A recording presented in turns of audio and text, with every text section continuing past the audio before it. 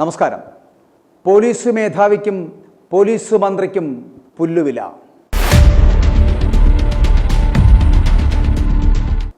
ഒരു അറസ്റ്റിലെ മാനദണ്ഡങ്ങൾ എന്തെല്ലാമെന്ന് എല്ലാ പോലീസ് സ്റ്റേഷനിലേക്കും സർക്കുലർ DGP അയച്ചത് ദിവസങ്ങൾക്ക് മുൻപ് മാത്രമാണ്. എന്നിട്ടും പേരൂർക്കടയിൽ ബിന്ദുവിന് കൊടും ക്രൂരത. പോലീസ് മേധാവിക്ക് പുല്ലുവിലയാണ്. അപ്പോൾ പോലീസ് മന്ത്രിക്കും അതുതന്നെയല്ലേ വില? ഈ നടക്കുന്ന പോലീസിലെ അതിക്രമങ്ങളൊന്നും തന്നെ നമ്മുടെ പോലീസ് മന്ത്രി അറിയുന്നുണ്ടോ എന്തോ ആർക്കറിയാം. പോലീസിൻ്റെ തലപ്പത്ത് വരുത്തിയ അഴിച്ചുപണി പോലും ആഭ്യന്തരമന്ത്രി കൂടിയായ നമ്മുടെ മുഖ്യമന്ത്രിക്ക് തിരുത്തേണ്ടി വന്നു. എല്ലാം പഴയതുപോലെ ആക്കേണ്ടി വന്നു. അതാണ് സത്യം. അപ്പോൾ പോലീസ് മന്ത്രിക്കും പോലീസ് മേധാവിക്കും പുല്ലുവില തന്നെ. കുറ്റകൃത്യങ്ങളിൽ ഏർപ്പെട്ട് അറസ്റ്റിലാകുന്ന വ്യക്തികൾക്ക് അറസ്റ്റിൻ്റെ കാരണവും എന്തടിസ്ഥാനത്തിലാണ് അറസ്റ്റ് ചെയ്യപ്പെട്ടതെന്നും വ്യക്തമാക്കിക്കൊണ്ടുള്ള നോട്ടീസ് നൽകണമെന്ന് സംസ്ഥാന പോലീസ് മേധാവി ഡോക്ടർ ഷെയ്ഖ് ദർവേഷ് സാഹിബ് ജില്ലാ പോലീസ് മേധാവികൾക്ക് നിർദ്ദേശം നൽകിയത് 10 ദിവസം മുൻപാണ്. ഇത് സംബന്ധിച്ച് സർക്കുലർ പോലീസ് ആസ്ഥാനത്ത് നിന്നും പുറപ്പെടുവിച്ചിരുന്നു. 2023 ഭാരതീയ നാഗരിക് സുരക്ഷാ സംഹിതയിലെ സെക്ഷൻ 47 അടിസ്ഥാനത്തിലാണ് നിർദ്ദേശം പുറപ്പെടുവിച്ചത്.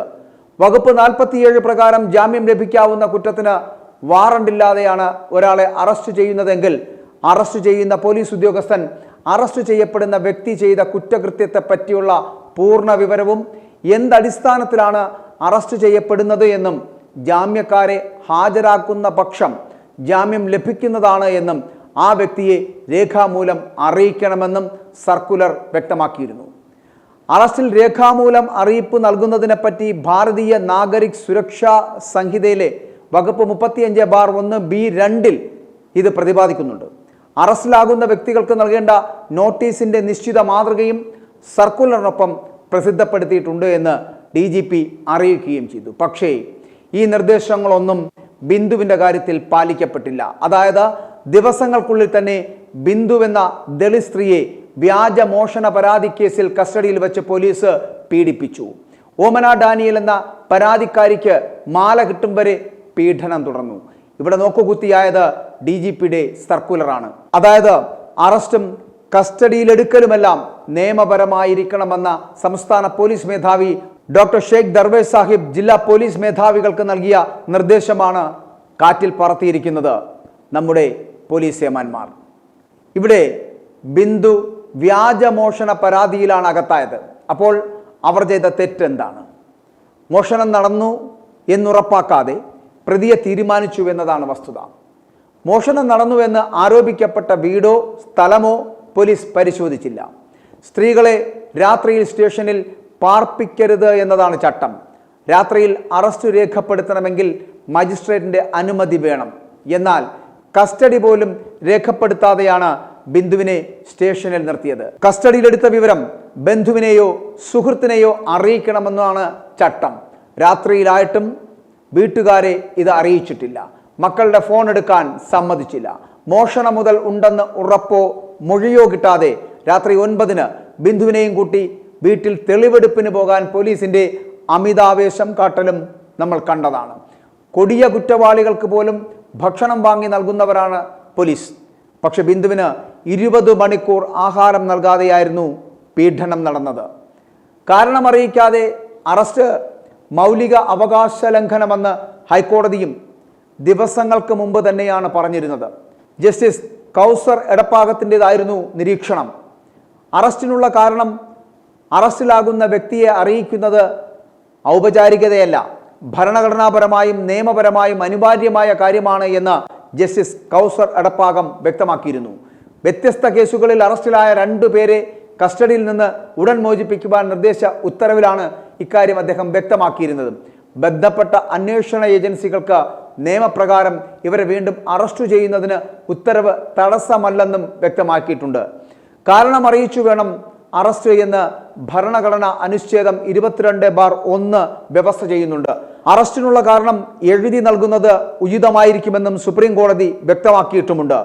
ബിന്ദുവിനെ അറസ്റ്റ് ചെയ്തില്ല, കസ്റ്റഡിയിൽ വയ്ക്കുകയാണ് ചെയ്തത്. അപ്പോഴും മാനദണ്ഡങ്ങളൊന്നും പാലിച്ചില്ല എന്നതാണ് വസ്തുത. നീതി കിട്ടിയില്ലെങ്കിൽ ആത്മഹത്യ മാത്രമാണ് തൻ്റെ മുൻപിലുള്ളൂവെന്ന് പറഞ്ഞു കരയുന്ന ബിന്ദു പോലീസിൻ്റെ തേർവാഴ്ചയുടെ നേർസാക്ഷ്യമാണ്. ഒരു സ്ത്രീ ഒരു രാത്രി മുഴുവൻ കേട്ടാലറയ്ക്കുന്ന പോലീസിൻ്റെ തെറിയും ഭീഷണിയും കൊണ്ട് കടുത്ത മാനസിക പീഡനവും അവഹേളനവും ഏൽക്കേണ്ടി വന്നതാണ്. അവർക്ക് നീതി ലഭ്യമാക്കേണ്ടതാണ്. പോലീസിൻ്റെ ക്രൂരത ഏൽക്കേണ്ടി വരുന്ന നിസ്സഹായരായ ഒട്ടനവധി കേസുകൾ ഇത്തരത്തിലുണ്ട്. സഹപ്രവർത്തകയായ പോലീസുകാരിയെ ബലാത്സംഗം ചെയ്ത സംഭവം ഒതുക്കി തീർക്കാൻ പ്രതിയായ സബ് ഇൻസ്പെക്ടറിൽ നിന്ന് 25 ലക്ഷം രൂപ പണം ആവശ്യപ്പെട്ടെന്ന ആക്ഷേപത്തിൽ അസിസ്റ്റന്റ് കമാൻഡിനും സീനിയർ സിവിൽ പോലീസ് ഓഫീസറെയുമൊക്കെ സസ്പെൻഡ് ചെയ്ത വാർത്ത നമ്മൾ ഞെട്ടലോടെയാണോ കേട്ടത് എന്ന് ശ്രദ്ധിക്കുക. അതും പോലീസുകാർ ചെയ്തതാണ്. 6 മാസം മുമ്പ് ഒരു പോലീസ് സ്റ്റേഷനിൽ ജോലി ചെയ്യുമ്പോഴാണ് വനിതാ പോലീസുകാരി ബലാത്സംഗത്തിന് ഇരയാകുന്നത്. ആരോഗ്യ പ്രശ്നങ്ങളുള്ള പോലീസുകാരി ഡ്യൂട്ടിക്കിടെ തളർന്നു വീഴുകയായിരുന്നു.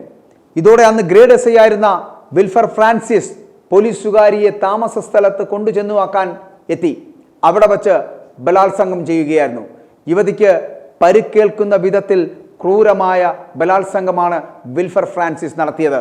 തുടർന്ന് ഇരയെ ഭീഷണിപ്പെടുത്തുകയും ചെയ്തു എന്നാണ് പറയപ്പെടുന്നത്. കേരള പോലീസിൽ സംഭവിക്കുന്ന നീതികേടിൻ്റെ കഥകളാണ് ഇതൊക്കെ എന്ന് പറയേണ്ടിയിരിക്കുന്നു. സംസ്ഥാന പോലീസ് മേധാവിയുടെ